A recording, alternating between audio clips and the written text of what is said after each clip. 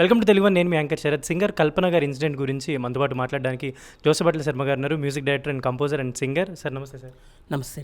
Singing ఫ్రెటర్నిటీకి సంబంధించి చాలా మందికి కూడా ఒక షాకింగ్ న్యూస్ అనుకోవచ్చు. అంటే సింగర్ కల్పన గారి ఇన్సిడెంట్ ఇది ఫస్ట్ తెలిసినప్పుడు మీ అందరి రియాక్షన్ ఏంటి సార్? అంటే యాక్చువల్గా అంటే అలాంటి డెసిషన్ తీసుకునేంత వీక్ లేడీ అయితే కాదు. She's a very strongest lady. So అలాంటి డెసిషన్ తీసుకుంటారని నేను అనుకోలేదు. అట్ ద సేమ్ టైం ఏంటంటే బయట వినిపిస్తున్నవన్నీ అది రాంగ్ యాక్చువల్గా. ఆవిడకి ఏంటంటే రెగ్యులర్గా షోస్ ఎక్కువ చేస్తుంటారు కాబట్టి రెస్ట్లెస్ వల్ల వాటి వల్ల ఏంటంటే పాపం నిద్ర సరిగా లేక బహుశా ఏదైనా తీసుకుని ఉండొచ్చు. అది కొంచెం ఓవర్ డోస్ అయి ఉంటుంది, అంతే తప్ప దానివల్ల కాకపోయి ఉండొచ్చు. ఈవెన్ వాళ్ళ అమ్మాయి కూడా ఏదో చెప్పినట్టు ఉంది నాకు తెలిసి. సో దానివల్ల తప్ప అంతకుమించి ఇంకేం లేదు. కాకపోతే భగవంతుడి వల్ల ఎటువంటి లేకుండా ఇప్పుడు స్టేబుల్గా ఉన్నారు కాబట్టి పొద్దున్న దాకా కూడా మేము యాక్చువల్గా చాలా టెన్షన్ పడుతూనే ఉన్నాము. ఎందుకంటే తను చాలా మంచి singer, great singer. At the same time చాలామంది కన్నా చాలా చాలా చాలా గొప్ప singer. Any kind of genre పాడగలిగేటువంటి కెపాసిటీ ఉన్నటువంటి చాలా వెరీ వర్స్టైల్ సింగర్ ఆల్సో.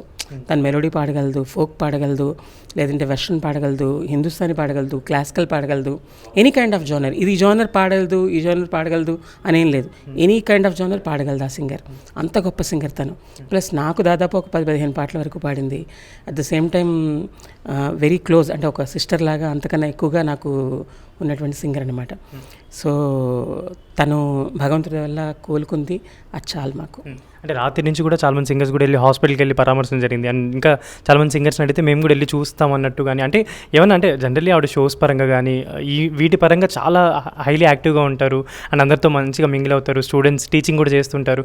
ఇంత ఇదిలో ఉన్నప్పుడు అంటే జస్ట్ మనకి వచ్చిన న్యూస్ ఏంటంటే ఇన్సోమ్నియా వల్ల కొంచెం స్లీపింగ్ టాబ్లెట్స్ వాడుతుంది, రెస్ట్లెస్నెస్ ఎక్కువ ఉందనే ఉద్దేశం. సో ఇది అంటే ఇప్పటి వరకు వచ్చిన ఇన్ఫర్మేషన్ అంటే ఫస్ట్ అయితే ఆత్మహత్యత్నం అనుకున్నారు, బట్ ఇప్పుడైతే కొంచెం ఓవర్ డోస్ అని చెప్పి మెన్షన్ చేస్తున్నారు. అంటే ఎలా చూడొచ్చు ఈ విషయాన్ని? అంటే ఫస్ట్ మేము కూడా విన్నప్పుడు భయపడ్డాము, షాక్ అయ్యాం. బికాస్ ఎందుకంటే మీడియా అంతా కూడా ఆత్మహత్య అంటున్నారు. నేను చెప్పాను కదా, అంత వీక్ లేడీ అయితే కాదు. She's a very strongest woman. So అలాంటి పర్సన్ పట్టుకుని ఆత్మహత్య అని కొంచెం ఇబ్బందిగానే అనిపించింది మాకు. కాకపోతే కొంచెం టెన్షన్ పడ్డాం, ఎందుకంటే ఓవర్ డోస్ అయింది కాబట్టి వెంటిలేటర్ మీద ఉన్నారు పొద్దున్న దాకా. సో అక్కడ మేము చాలా భయపడ్డాము, ఇబ్బంది పడ్డాం. ఇప్పుడు భగవంతుడి వల్ల అంతా సేఫ్. సార్ అంటే జనరల్లీ సెలబ్రిటీస్ కానీ ఎవరైనా సింగర్స్ కానీ ఇలా చూసుకుంటే లైఫ్ చూడటానికి బాగానే ఉంటుంది, ఆన్ కెమెరా కానీ మనం స్టేజెస్ మీద కానీ ఇలా బాగానే ఉంటుంది. జనరల్ ఇన్ పర్సనల్ లైఫ్ వాళ్ళకి ఏమైనా కొంచెం చిన్న కౌన్సిలింగ్స్ కానీ ఇలాంటివి నీడెడ్ అని అనుకుంటున్నారా మీరు, మీ ఒపీనియన్ ప్రకారం? అస్సలు కాదండి, మ్యూజికే హీలింగ్ మాకు హీలింగే music. At the same time మీరు సింగర్స్ని స్పెసిఫిక్గా చెప్తున్నారు తప్ప, ఐ మీన్ మ్యూజిక్ ఇండస్ట్రీ స్పెషల్గా చెప్తున్నారు తప్ప ఏ ఇండస్ట్రీలో లేదు ప్రాబ్లమ్స్. ప్రతి మనిషికి ప్రాబ్లం ఉంటుంది, ప్రతి ఇండస్ట్రీలోనూ ప్రాబ్లం ఉంటుంది. ఐటీలో లేదా, లేదంటే కనుక డైరెక్టర్స్లో లేదా, లేదంటే ఇంకెవరిదో లేదా, ప్రతి ఒక్కరికి ఉంటుంది. కాకపోతే వాళ్ళకున్న సెల్ఫ్ చెక్కింగ్ వల్ల, లేదంటే వాళ్ళకున్నటువంటి ఆ సెల్ఫ్ మోటివేషన్ వల్ల వాళ్ళు హీల్ అవుతారు తప్ప అంతకుమించి ఇంకేం లేదు. అలాంటి నీడ్ ఏం లేదు. మేమందరం కూడా చక్కగా ఉంటాము. మేమందరం చూసారు కదా ఇప్పుడు మీరు, ఒక్కడికి ఇలా అయ్యింది అనగానే రాత్రి అందరం భయపడ్డాం. సో అది చాలు మాకు. ఆ ఒక సపోర్ట్ ఉంటుంది, మారల్ సపోర్ట్ ఎప్పుడు ఉంటుంది మాకు. సార్ జనరల్లీ అంటే ఆవిడ ఇక్కడ హైదరాబాద్లో కూడా ఉండట్లేదు, కేరళలోనే ఉంటున్నారు. ఏదైనా రికార్డింగ్ షోస్కి వస్తే ఇక్కడికి వస్తారన్నట్టే చెప్తున్నారు. మరి అంటే లేదు, ఇక్కడ ఉంటున్నారు, అక్కడ ఉంటున్నారు. అంటే ఇప్పుడు అక్కడ షోస్ ఉన్నప్పుడు అక్కడికి వెళ్ళాలి తప్పదు, ఇక్కడ షోస్ ఉన్నప్పుడు ఇక్కడ రావాలి తప్పదు. ప్లస్ ఆవిడ రెగ్యులర్గా తమిళ్లో and Telugu, plus Tamil cinema ఏదో ప్రొడ్యూస్ చేస్తున్నారు కూడా ఆవిడ. సో అటు తమిళ్ అది చూసుకోవాలి, ప్లస్ ఇక్కడ షోస్ చూసుకోవాలి, ఇక్కడ రికార్డింగ్స్ చూసుకోవాలి. సో ఇక్కడ ఇల్లు ఉంది, అక్కడ ఉంది.